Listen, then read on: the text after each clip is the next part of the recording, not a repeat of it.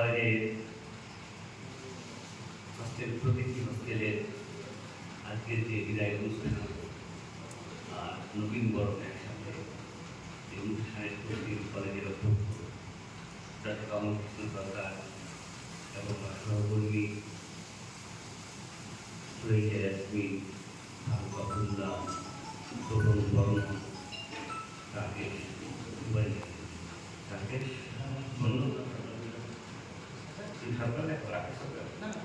রাকেশ পাল ভুলে যাচ্ছি। আমি একই দিনে দুটো কথা আর কি, যে একটা হচ্ছে এক্সট্যাসি আর একটা হচ্ছে অ্যাগন। এক্সট্যাসি হচ্ছে নবীন বরণ নবীনদের জন্য, আর যন্ত্রণা হচ্ছে যারা চলে যাবে আজকের লাইফ ছেড়ে। আমার ছোটবেলার কথা মনে পড়ে, বাড়ি থেকে 12 কিলোমিটার দূরে ভালুকা রায়মোহন নবীনমোহন বিদ্যাপীঠ কলেজ স্কুল, নাম করা স্কুল মালদা, সেখানে হস্টেলে আমাকে বাবা রাখে ক্লাস 9। আমি একটু ইন্ট্রোভার্ট ছিলাম, পরবর্তীকালে অনেকটাই ভাবছি যে অনেক কিছু বলে। আমি হস্টেলে থাকতে পারিনি, কান্নাকাটি করতাম। 12 কিলোমিটার রাস্তা হেঁটে গাড়ি চলে গেছি, পালিয়ে গেছি।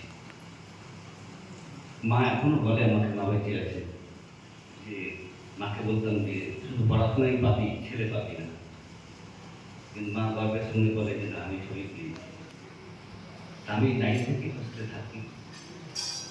প্রবল খুবই হোমসিকনেস ছিল আর কি, কান্নাকাটি করতাম। পরে বন্ধুদেরকে পাই, পরে অনেকে পেয়েছি, গ্রামের ছেলেদেরকে পেয়েছি উচ্চ মাধ্যমিকে।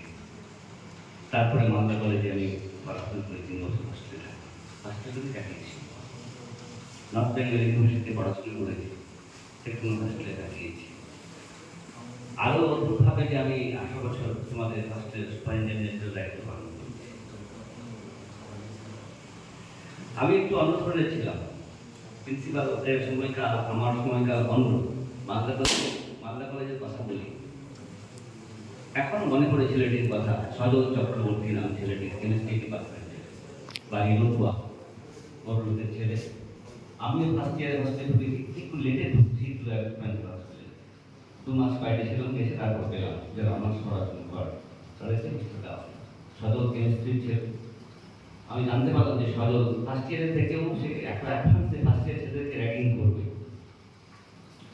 আর ওই সময়ে আমার বন্ধু আজিজুল নাম, তার বাবা এমএলএ।